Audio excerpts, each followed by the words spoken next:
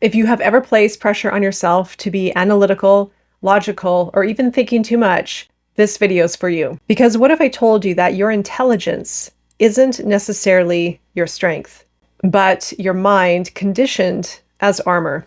And underneath all that thinking is a part of you that's terrified to feel.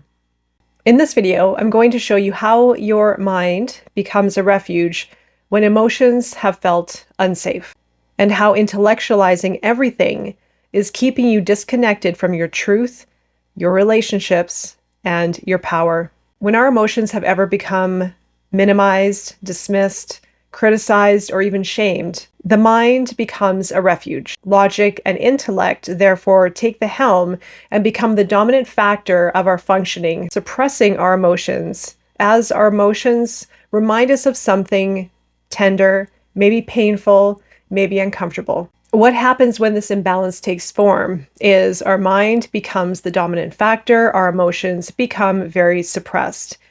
In our modern society, we also live in a society constructed this way. You can just look around simply by observing how corporations, businesses, academia, and other models in our society are built around this way of functioning. Remember, the way that our world operates is how we operate within ourselves. And if we as humanity, society, humans have been raised to feel that emotions are uncomfortable and unsafe, we will often opt for overfunctioning within the mind. You can almost think of this mind versus heart, mind versus the emotional self. I talk about this often, how emotions are very important, very powerful, and very key for our understanding of self and life itself. However, when we're not taught how to process our emotions, our natural reaction is to turn to a different aspect of our being and focus on that. And in this case, it's going to be overthinking, over-rationalizing within the mind. This pattern can also lead to a pattern of Brainiac. In the absence of emotional literacy and attunement, the child learns to survive by thinking instead of feeling. Emotion becomes unsafe, irrational, or shameful, leading to disconnection from instinct, intuition, and vulnerability. Myself, I have been caught in this pattern as well, pushing really hard for accolades, awards, accomplishments, constantly studying, reading, cramming as much information into my mind to prove that I'm smart and to avoid how I'm feeling. And as I mentioned, this is a common pattern in our society, but we're going to explore where this originated. Also understanding the difference between the false beliefs and the true beliefs within ourselves, and then how to heal. There are also timestamps if you would like to skip ahead at any time. First off, let's look at the behavioral characteristics. As a reminder, behavioral characteristics are behavioral patterns that are associated with this particular pattern of Brainiac.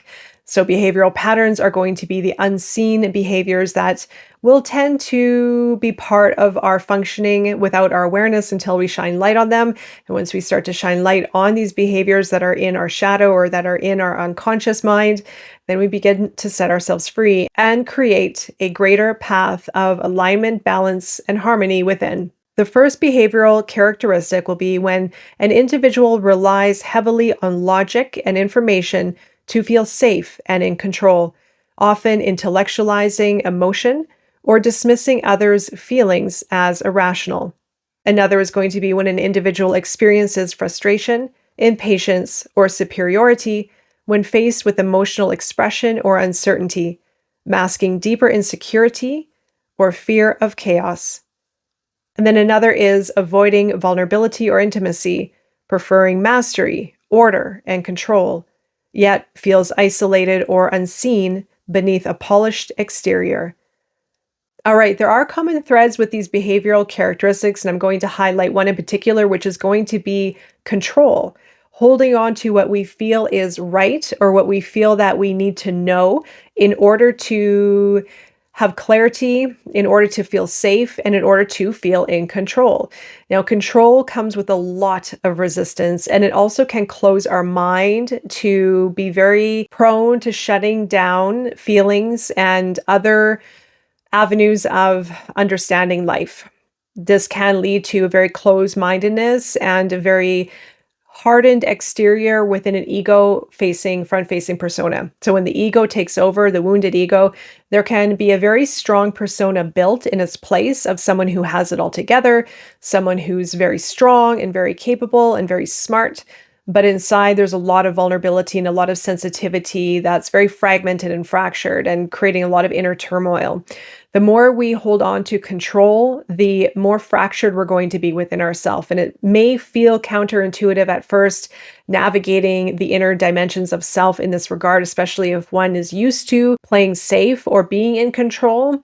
It takes a great deal of trust within oneself to open up, allowing for more fluidity and more openness with life. And before I go any further, I should mention this work is taken from the work of Dr. Michael Lincoln, particularly the book Problematic Patterns. And if you would like to go further into this, there is an article and podcast that I uploaded over at the Odyssey of Self. There's a link in the description area below and a pinned comment that will take you to the article if you want to go further with it, where I explore the passage and research in detail and steps of how to work through this pattern to create greater alignment and emotional attunement within. Next, we're going to look at the origin cause. So the origin cause is basically where this started. The origin cause will happen from family patterns, passed down patterns from the ancestral family line. This definitely is very societal. This can be also ingrained in early life through peers, through school, through observation, through, again, very much the patterns that are passed down. And of course, the emotional difficulties that one may experience opting for the mind versus the heart. I can't stress this enough. When we are developing in our early formative years and we experience our inner turmoil, emotional pain, we can instantly suppress our emotions because they equal something that is very difficult to understand. So therefore, we will opt for over-intellectualizing, being very scholar, trying to maybe even show that we are valuable, that we're worthy, that we are enough. And of course, suppressing those emotions and sensitivities and vulnerabilities and the attunement with our deeper self. So the origin cause can come from emotionally illiterate or hyper-rational upbringing, where caregivers valued intellect, performance, or obedience over emotional presence. The child learns that feelings are weaknesses to be managed or suppressed. So in certain family environments and even cultural upbringing, there's a great deal of pride pertaining to intellectual knowing and intellectual competence. What happens in this case is an individual as a child may not even be able to connect with their emotions. This is very systemic and passed down. So if it comes down from a family line, their parents themselves are very emotionally suppressed, and they're simply passing down a pattern that they have grown up in, that they have been raised in, or that also may be a factor of cultural pressures or societal pressures to perform, to make money, to have a good job, to have status, etc. But again, when we are suppressing our emotions, how we express life ourselves, how we attune, how we relate, how we can interpret life, the many dimensions, our intuition, gosh, we are basically chopping off an arm. I don't know how else to say it, but it's true. We are shutting down a very vital aspect of our life force within ourselves. The other origin cause is going to be raised in an unpredictable or chaotic environment. When home life felt unstable or incomprehensible, the mind became the only reliable guide. Safety was found through analysis, not emotion. This leads back to the mention of control. When we aren't able to grasp how we're feeling, we're not able to interpret how we're feeling, we naturally try to make sense through the easiest mode of understanding, and that's through the mind. It's through the conscious mind, conscious awareness. So with the conscious mind, we can make sense of, we can create clarity, we can rationalize, and then that's where control comes in, where we opt for clarity and understanding through the mind rather than the feelings, the emotions, the intuition, the heart. And then the final is authoritarian or perfectionistic family dynamics, when parents' control or criticism fosters self-doubt and fear of failure, creating pressure to know, perform, and achieve instead of feel or explore.